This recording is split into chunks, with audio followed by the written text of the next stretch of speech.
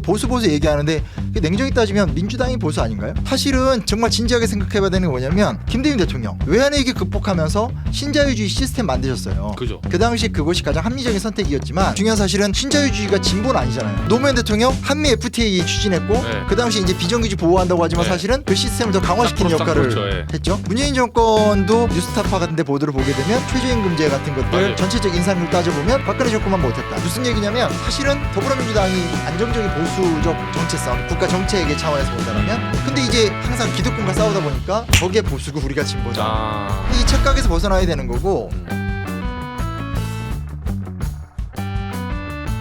보수 정당이 이제 거의 이번에 윤석열의 계엄으로 거의 괴멸 수준에 갔다. 네네. 예. 근데 그렇게 보신 이유가 네. 뭐 단순히 계엄 말고 네네. 왜 이제 보수가 또 필요하잖아요. 모든 정당에 모든 나라에는. 뭐 그런가요? 그러니까 네. 존재하잖아요. 존재하죠. 필요하기보다는. 존재하죠. 예. 왜냐하면 보수 정치라는 게 일종의 뭐 전통, 가족, 국가 상대적으로 네네. 뭐 군대를 가야서 지켜야 되고 뭐 이런 사람도 있잖아요. 네네. 밀떡들. 네네. 뭐 밀떡이라서 아 밀덕이 보세요? 네, 밀떡이라서 제가 보니까 군대 가는 건 아니더라고요. 아 그래요? 네, 군대만 빼는 밀떡들도 그건 또 있어요. 뭐야? 어. 네, 근데 아무튼 그런 세력들이 늘 있는데 네. 우리나라는 왜 이렇게 개멸되는 거예요?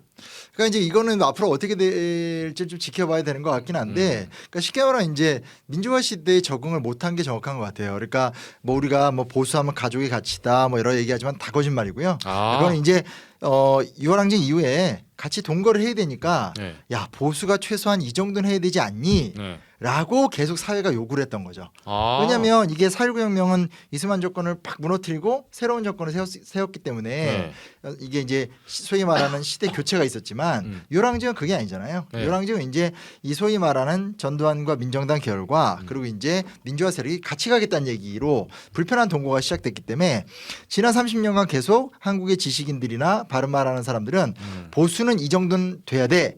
라고 하면서 계속 보수 계도론을 펼친 거죠. 가족을 중요시 여기고 도덕적으로 건전해야 덮어씌웠네요, 되고. 거기다가. 근데 사실 냉정히 따지면은 이게 단순하게 전두환 정권인 게 아니라 과거 박정희 때부터 내려온 유산을 따지게 되면 뭐 정경유착이라든지 한국 부정부패 뭐 혹은 이 어떤 산업화 세력 이런 특징을 가졌던 9세대잖아요. 네. 그러니까 9세대와 신세대가 사실은 서로 좋은 말 하면서도 계속 치고받고 했던 거고 네. 뭐 한겨레 TV 나와서도 그랬고 제가 여기 나왔을 때도 말씀드렸던 것 같은데 이게 이제 이 뭐라고 얘기할 수 있을까요? 그러니까 쉽게 이제 사실은 이식을 했거든요. 네. 제일 처음에 이식했던 건 김영삼입니다. 음. 그러니까 평생 이 야당 투사였던 김영삼과 김대중의 경쟁 관계를 이용해서 김영삼을 이식해서 사실 그때 나름 개혁을 했지만 개혁이 부담스럽기도 했고 외환위기가 터지니까 또 이렇게 싹 밀어냈죠. 네. 그 다음에 들어왔던 사람이 야 이거 너무 옛날 얘기가 됐는데 네.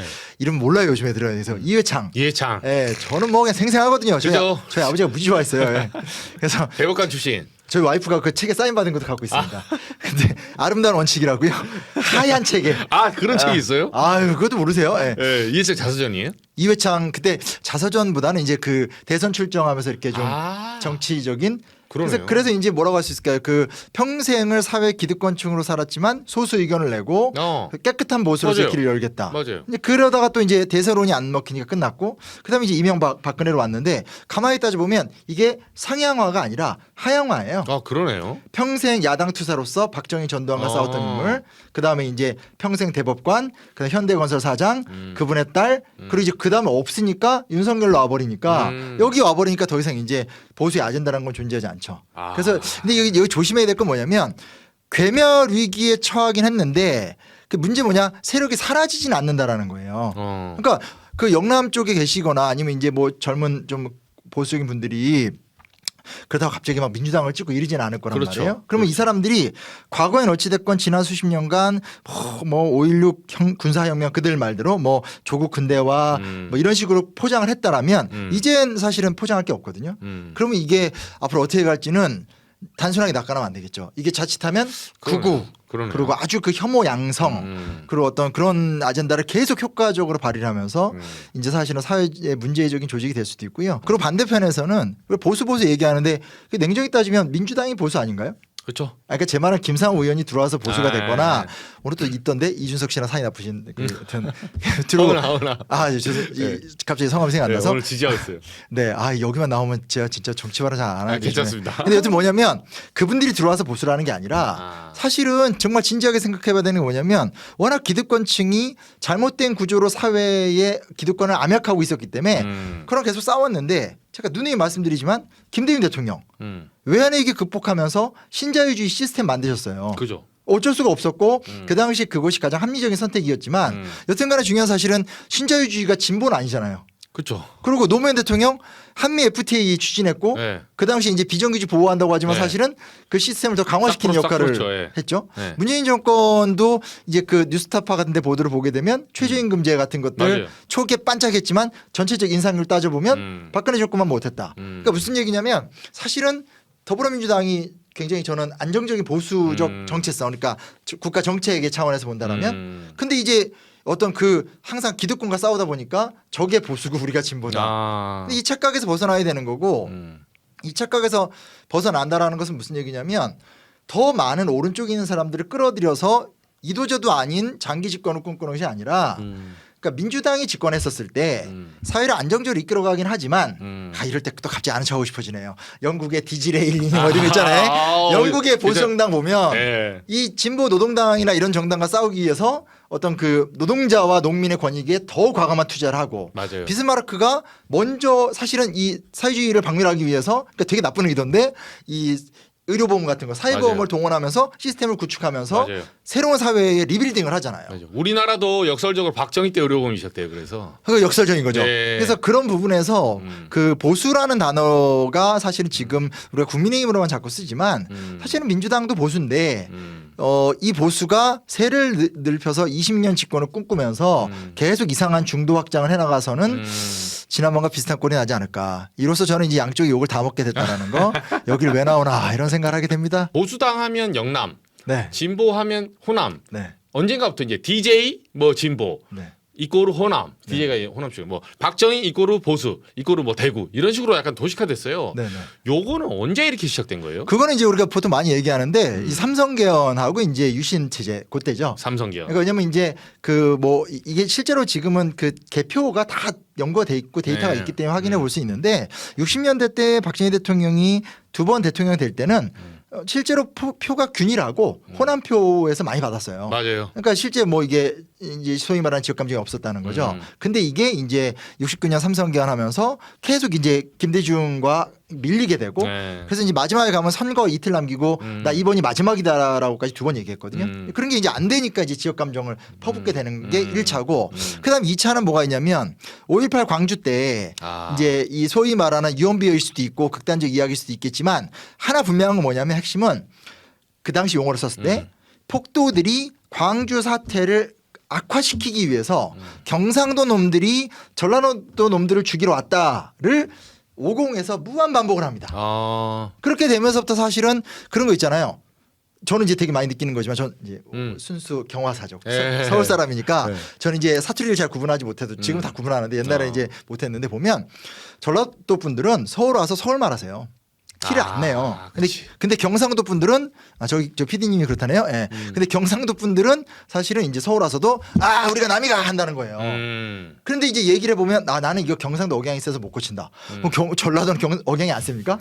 그게 아니죠. 내 사투리가 나에게 권력이 된다는 걸 그렇죠. 문화적으로 알고 있는 거죠. 그렇죠. 근데 거기에는 사실은 5.18을 처리하는 과정 속에서 전두환 정권의 모욕주의가 한몫을 했고 마지막은 하여튼 영역의 인물은 저는 김영삼 대통령인 것 같습니다. 제가 이제 주로 연구하는 대상이기 때문에 더 그런 걸지도 모르겠지만 그분이 어찌됐건 3당 합당을 했잖아요. 그죠. 그러니까 좀 세련되게 이 DJ는 이제 DJP 연합을 했기 때문에 이 지역구도 분할에 합리적 어떤 연대를 했다라면 이제 김영삼 대통령은 이제 특유의 호랑이를 잡으려면 호랑이 글로 들어간다고 하면서 본인 논리죠. 냉정히 말하면 이제 경남과 경북을 묶어버리면서 이게 사실은 지금 풀리지 않는 상황이거든요. 맞아요. 예, 그래서 지금 김영삼 대통령이 유산을 통해서 지역 과정이 공고화가 된 거고, 근데 누누이 말씀드리는 거지만 이거 진짜 시대를 못 따라가고 있습니다. 조선 중기 때 퇴계 이황 때는 조선 중기 때 가장 잘 나가던 그 리더 그룹이 경상북도 쪽입니다. 예, 퇴계 이황 저기 누구냐 남명 조식해서 경상좌도 우도 제자 유성룡 이런 사람들이 있어요. 우리 거기까지만 기억하고 네. 지금도 관광 가면 거기까지만 얘기하거든요. 조선 후기로 가면 경상남인을 아예 쳐주지 않아요. 오. 사람들이 헷갈리는 게 그 정약용 남인 아니야? 경기 남인. 그러니까 경기도나 충청도 쪽까지는 이렇게 좀 영향이 있는데 경상 남인은 완전히 정말 도태됩니다. 오직 하면 그 정조가 가가지고 뭐 이렇게 과거도 보고. 근데 그게 뭐냐면 인재를 뽑아오는 게 아니에요. 인재의 격차가 너무 심하다는 걸 정조도 아는데 네. 지역을 유무하고 자기가 이제 노론과 경쟁을 하니까 남인의 세력이 필요하니까 쇼를 하는 거지. 아. 그렇다고 해서 정조가 그 특별하게 영남 쪽 가가지고 뭐 과거를 했다고 해서 영남 쪽에서 많은 인사들이 들어와서 뭐 조선 후기를 빛냈다 이런 거 없어요. 그러니까 냉정히 말해서 이 지역이라는 게 어찌됐건 우리나라가 분명히 있거든요. 근데 그게 조선 왕조를 보더라도 한번 뭔가 타이틀을 놓치면 확 도태되는 경향이 있고 조선 후기 때 영남 지역은 사실은 굉장히 심각했다. 아. 그래서 오히려 조선시대 때 되게 이렇게 좀 뒤떨어졌었던 평안도가 오히려 일제강점기 때는 막 독립운동가 대거 배출하면서 그죠, 맞아요. 예, 이 해방 초기 이승만 정권 때도 막 이북에서 내려오신 분들이 힘을 발휘했잖아요. 맞아요. 그런 부분에서는 제가 이거 공격하는 게 아니라 혹시나 보시는 영남 분들 계시면 우리 이렇게 무슨 뭐 정치적으로 이렇게 뭐 그걸 떠나서 그게 아니라 이 사회적인 어떤 생존의 과정 속에서 선진화 담론으로서 영남 지역 변화해야 된다. 그래도 한 90년대 중반까지는 노태우, 김영삼 이때는 많은 한계가 있더라도 북방 정책 추진하고 사회개혁 막 추진하고 많이 했잖아요. 맞아요. 예, 그런 근성을 좀 찾아내면서 새로운 정체성을 만드시는 게 좋지 않을까. 야, 중요한 것 같아요. 근데 저번에 보니까 뭐 무슨 단식하시는데 그 위에 이렇게 이승만, 박정희, 김영삼이 있는데 모든 사람들이 야 저기 김영삼 왜 이러냐. 그러니까 보수적인 분들도 이게 안 맞는 거야. 맞아요. 그래서 홍준표 씨가 그러더라고요. 옛날에 둘밖에 없었다는 거예요. 그래서 네. 아니 우리 당은 저기 김영삼 대통령이 맞는 당이다 하면서 너라고 해 넣었는데 지금 홍준표 씨가 지금 또 하와이에서 예. 대단한 인물입니다. 네. 그, 탈당. 아시죠? 홍준표도 김영삼 대통령이 네, 픽한 픽업. 거. 예, 예. 네. 그래서 본인은 민주당도 갈 수 있었다. 아니에요. 예. 아니에요? 그건 자기가 한 얘기고요. 네. 예, 그 자료 보면 처음부터 처음부터 그쪽에서 들어왔었고 그리고 그 당시 이제 박철원이라는 육공의 황태자랑 계속 슬롯머신. 붙고 있었기 때문에 거기서 어떻게 김대중 쪽으로 갑니까? 김영삼 쪽으로 가는 게 생존의 길이죠. 그래서 나이 드신다고 그렇게 거짓말하시면 안 돼요. 저 같은 사람 있어요. 예. 사례로 승부합니다. 네. 제가 하는 일이 그런 거거든요. 맨날 남 뒷조사하고 막 이거 자료 껌껌하게 보고. 정확하십니다. 저희는 약간 인상 비평하는데 여기는 사료를 바탕으로 하니까 꼼짝 못하네요. 저는 이제 그거를 틀리면 이제 욕 먹으니까 좀 논문 쓰는 사람이어서 안 됩니다. 네.